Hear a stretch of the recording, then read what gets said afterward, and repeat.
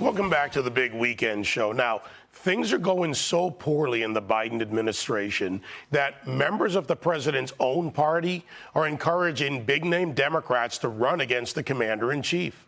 Some of them sound desperate to find alternatives. Anybody who wants to run, Joe Manchin, Cornel West, any of the governors. You want them in the primary. In the primary. That's why we have primaries, because that doesn't undermine the likelihood of returning, in this case, a Democrat to the White House. Yeah. I'm actively inviting, encouraging, to some degree imploring that people who are ready and know it's probably time to do so, take the chance. Now, if it was left to me to comment on this, I can tell you, Lisa, that I would take up the entire segment. We'd need the rest of the show. But you've worked campaigns, so I'll start with you on this. Are these Democrats, so-called independents, are they even able to go up against Biden? Ballot access, all the other things, superdelegates, you name it. No, but I mean, the challenge for Democrats right now is I'm sure they'd like to get rid of Joe Biden. Even I saw a recent poll where even 50% of Democrats wanted a different nominee in the 2024 election. I think I've seen the number as high as 75%, right? So they'd love to get rid of them, but then you're stuck with Kamala Harris. And so that presents an interesting scenario for them. How do you get rid of both of them?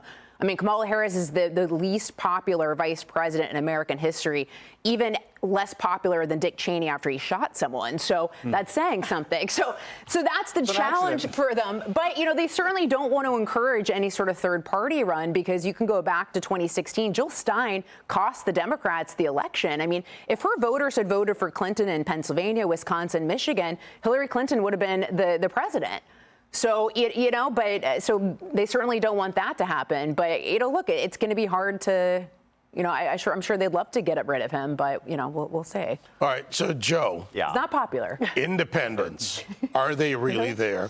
And to add something to Lisa, or to add another perspective, what Lisa just said, the fact is that the Democrats, or the far left in the Democrat Party, love having Joe Biden there, in my opinion, because he's usable. He'll do anything to stay where he was, play to any group. Yep. But is there really an independent streak, or is it even possible? So he's like an older John Fetterman then, right? Somebody you can control, and as long as he votes the way you want, or at least moves the narrative the way you want it to, that's fine.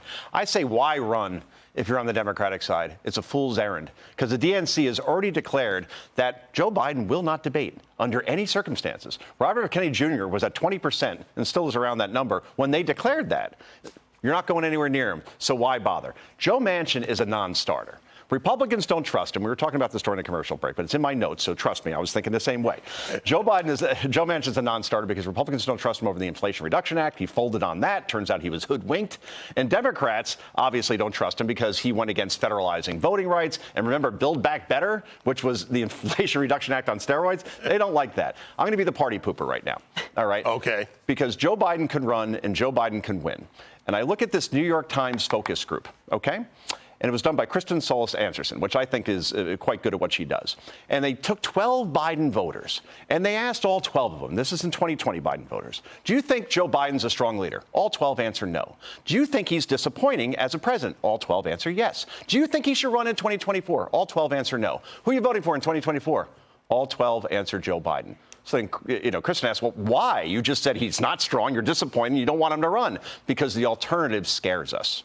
So people vote against candidates these days, not for them and that's what I think the Democrats are banking on. That's a great point. Anita, I'll toss it to you on that. You know what I thought was so interesting was Representative Dean Phillips. He said, I'm encouraging any other Democrat to run. He wasn't encouraging, he was begging. I mean, come on. Yeah. He was begging, he was naming people. And there are a slew of governors out there that are just, they're waiting to see what happens. People like Gavin Newsom, Gretchen Whitmer, Andy Beshear, they're waiting to see. Because the truth is, Joe, I know what you're saying, and I listened, and I think you're very astute. Thank you. But we really don't know. We don't know at the end of the day if he's going to be the nominee. So many things could happen. But what could happen, though, is the question. Well, I don't know. Maybe he's not able. See, this I think is part of the play is, where's the bench? I mean, in fairness, he falls off of stationary bikes, so... and he had the Easter bunnies. There's some things there. Oh, no, I've noticed. I just wonder if the falling will be enough, right? That he's not going to leave. You ever tried to take the keys from Grandpa? Grandpa doesn't give up the keys, all right? Yeah. You can't drive anymore, Grandpa.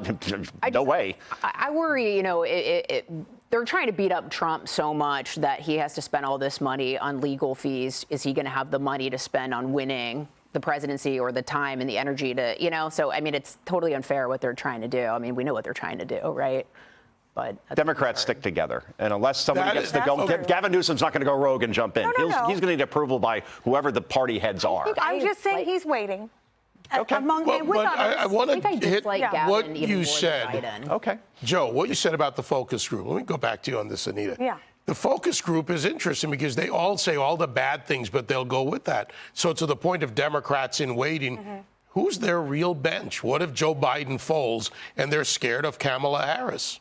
The governors that I just mentioned, the governors, Gretchen Whitmer, Gavin Newsom, Andy Beshear. I mean, you guys can think of some other people, too. Chris Christie, Illinois. Pritzker. Don't you guys remember? Didn't Gavin Newsom, when Joe Biden was overseas, he went to the White House when Joe Biden? Yes, he did. Is he measuring the drapes? Have you ever seen that happen Yes. before, Anita? No, well, with him, I mean, he does those That's kinds not of normal. things. No, Yeah. Well, to your point, though, about bench. So if Gavin Newsom's the bench, what's the bumper sticker going to be? I'll make America California. Yeah, I mean, what record is he going to run on? But he has nice hair and tremendous teeth. So. Yeah. Does And he he orders good really have food. that great of Yeah. hair? I don't know. I can test that. Better than mine. I don't like right. his, Better than David's. his hair or his face. I know you for that, friends. Concha. It's okay. Hey, Sean Hannity here. Hey, click here to subscribe to Fox News YouTube page and catch our hottest interviews and most compelling analysis. You will not get it anywhere else.